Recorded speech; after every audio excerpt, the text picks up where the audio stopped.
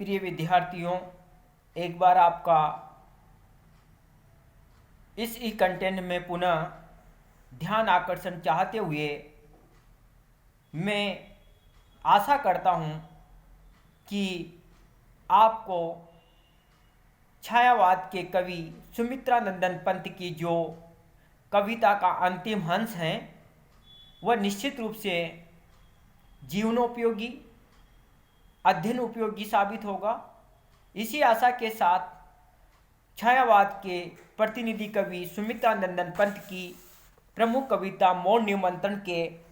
अंतिम अंश की हम यहाँ पर चर्चा करेंगे, जिसमें देखेंगे कि किस प्रकार से कवि ने अपनी काव्य लेखनी के द्वारा छायावादी रहस्यवाद को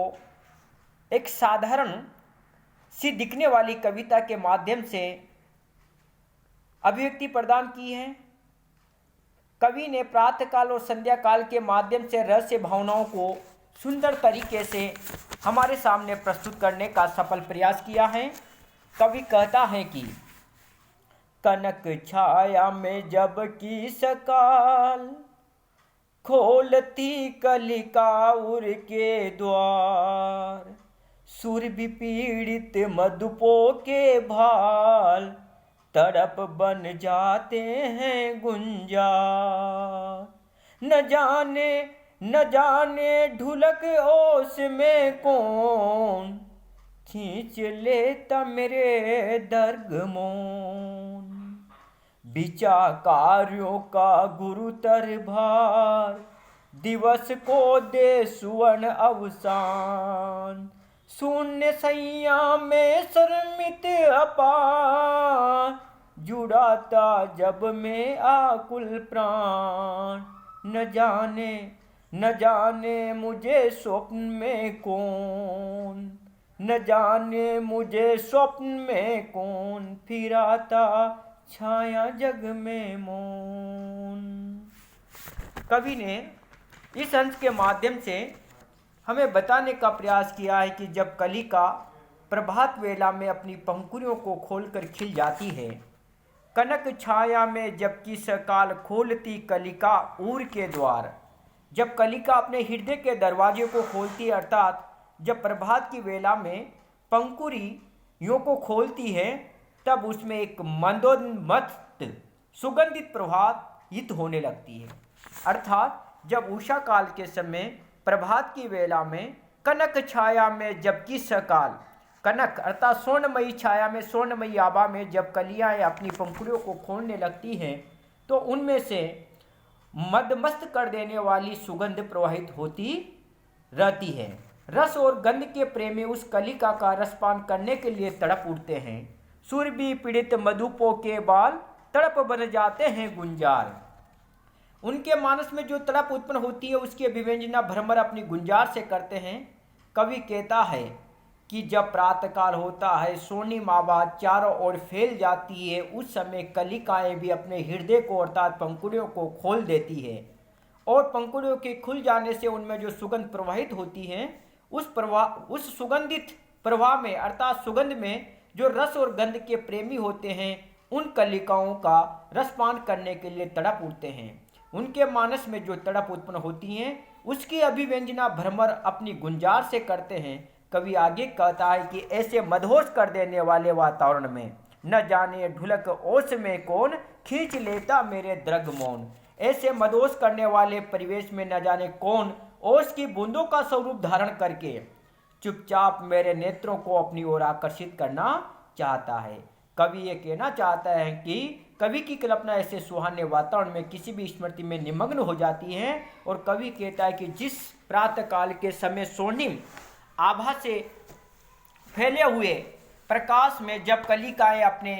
पंखुड़ी रूपी हृदयों को खोल देती है तो उनसे सुगंध प्रवाहित होने लगती हैं और जो मधुप होते हैं, जो भौरे होते हैं, वह गुंजार करते हुए उनका पान करने लगते हैं। ऐसे उस रसमय मदमस्त कर देने वाले वातावरण में जब ओस की बूंदें ढुलकती हैं तो वह ओस की बूंदें ढुलक करके चुपचाप मेरी आंखों को अपनी ओर खींच लेती है। कवि आगे कहता है बिचा कार्यों का गुरुतर भार, दिवस को दे सुवर्ण अवसर, शून्य सैया में श्रमित अपार, जुड़ाता जब में आकुल प्राण, न जाने मुझे स्वप्न में कौन, फिर आता छाया जग में मौन। कवि कहता है कि दिवस का अंत होते ही जब अरुणिम संध्या प्रकट हो जाती है, ऐसे समय में कवि दिन भर के बोझ से मुक्ति प्राप्त करके तथा थकित होकर के सुन्नी सैया पर लेटकर अपने व्याकुल प्राणों को शांति प्रदान करता है। बिचा कार्यों का गुरुतर भार, दिवस को दे सुन अवसान। स्वर्णिम आभा के साथ जब दिन अस्त हो जाता है तो उस समय कवि दिन भर के कार्यों के भार से थका हुआ होकर के शून्य सैया में श्रमित अपार थकान से युक्त होकर के अपनी सैया पर लेट जाता है। जुड़ाता जब में आकुल प्राण, उस समय व्याकुल प्राणों को शांति प्रदान करता है। तात्पर्य कि जब कवि सारे दिन की थकान को भुलाने के लिए सैया पर लेट जाता है और गहरी नींद में सो जाता है,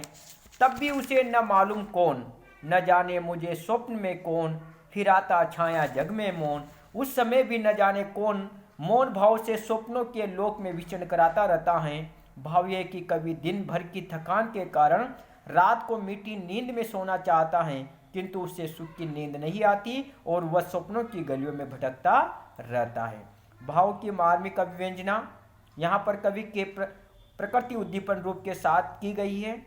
जिस प्रकार छाया का कोई वास्तविक अस्तित्व नहीं होता है, उसी प्रकार से स्वप्नों का भी कोई सार्थक अस्तित्व नहीं होता है। इसी कारण कवि ने स्वप्न लोक को छाया जग कहा है।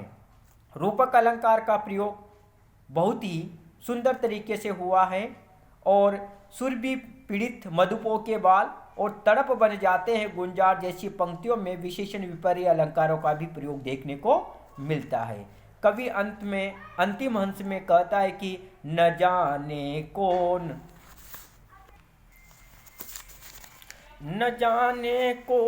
है द्युतिमान, जान मुझको अबोध अज्ञान, सुझाते हो तुम पथ अनजान, फूंक देते छिद्रों में गान, है सुख दुख के सहचर मौन, नहीं कह सकता तुम हो कौन। इस अंश में कवि अपने मौन निमंत्रण देने वाले उस अज्ञात सत्ता के प्रति अपनी कृतज्ञता को प्रकट करता है और कहता है कि न जाने कौन अहे द्युतिमान, हे प्रकाश पुंज, हे देदीप्यमान पुंज, न जाने कौन, तुम न जाने कौन हो, जान मुझको अबोध अज्ञान, जो मुझे अबोध और अज्ञानी जान करके, सुझाते हो तुम पथ अनजान, जान करके अज्ञानी और अबोध जान करके अनजान पथ पर चलाते रहते हो, अनजान पथ मुझे दिखलाते रहते हो। कवि कहता है कि जिस प्रकार से एक पिता अपने बालक को अबोध और अज्ञानी जान करके उसकी उंगली पकड़ करके उसे सही रास्ते पर चलाने का प्रयास करता है, उसी प्रकार से हे द्युतिमान, हे देदीप्यमान प्रकाशपुंज, तुम न जाने कौन हो जो मुझे अबोध और अज्ञानी समझ करके मुझे अनजान रास्ते पर आगे बढ़ाते रहते हो, फूंक देते छिद्रों में गान। और जिस प्रकार से कोई बांसुरी वादक विशेषज्ञ हितैषी बांसुरी में फूंक मार करके उसके छिद्रों में संगीत उत्पन्न कर देता है, उसी प्रकार से हे द्युतिमान, हे देदीप्यमान, हे प्रकाश के पुंज, तुम भी मेरे प्राणों में एक नई ध्वनि, एक नया जोश, एक नई चेतना भर करके उनमें प्राणों में नव चेतना का संचार कर देते हो। कवि आगे कहता है कि है मेरे अनजान साथी या असीम सत्ता, न जाने किस रूप में आप भी मुझे अबोध अज्ञानी समझ करके अनजान पथ पर चलने के लिए मेरे प्राण रूपी जो वंशी के छिद्र हैं उसमें फूंक मारते रहते हो, मेरे भीतर एक नई चेतना का संचार करके मुझे हमेशा आगे बढ़ने के लिए प्रेरित करते रहते हो, प्रेरणा देते रहते हो। कवि कहता है कि हये सुख दुख के सहचर मौन, कि हरे मेरे सुख दुख के मौन साथी, नहीं कह सकता तुम कौन। जो तुम हमेशा मेरा हित चाहते हो, लेकिन मैं विश्वास के साथ नहीं कह सकता कि आप कौन हो। मैं आपको नहीं जानता हूँ, आप मेरे हितैषी हैं, इस बात का तो मुझे एहसास हो गया है। लेकिन हे देदीप्यमान प्रकाश पुंज, आप कौन हो जो हमेशा दुख सुख में मेरे साथ रहते हो, मौन भाव से हमेशा मेरा साथ देते रहते हो। मैं आपको नहीं जानता हूं कि तुम कौन हो। इस कविता में कवि ने प्रकृति को आधार बना करके असीम सत्ता के प्रति कृतज्ञता प्रकट की है और उससे अपने सुख दुख का साथी बता करके स्वयं को सन्मार्ग की ओर उन्मुख करने वाला हितैषी बताया है। यहाँ पर लुप्तोपमा परिकर एवं मानविकरण अलंकारों का प्रयोग कवि ने किया है।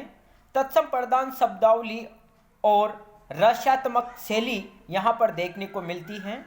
निश्चित रूप से ये कविता कवि को मौन निमंत्रण के माध्यम से जीवन जीने का संदेश देने वाली है, क्योंकि कवि ने अंत में हमें स्पष्ट रूप से बताया है कि वह जो मौन साथी है, जो अदृश्य सत्ता है,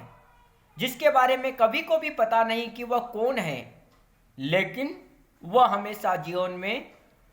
सुख दुख के क्षणों में कवि के साथ बनी रहती है और वही कवि के प्राणों में नव चेतना का संचार करती रहती है। अतः कवि यहाँ पर हमें यह संदेश देने का प्रयास कर रहा है कि चाहे हमारा प्रत्यक्ष कोई साथी न हो, चाहे हमारा प्रत्यक्ष कोई हितैषी न हो, लेकिन निश्चित रूप से इस संसार में, इस प्रकृति में कोई एक असीम सत्ता है जो हमेशा सुख दुख में हमारा साथी बनी रहती है, मौन भाव से हमें सन्मार्ग की ओर प्रेरित करती रहती है, हमारे प्राणों में नवचेतना का संचार करती रहती हैं, हमारे जीवन को नई दिशा देती रहती हैं, नया रास्ता बताती रहती हैं। अतः व्यक्ति जो आगे बढ़ता रहता है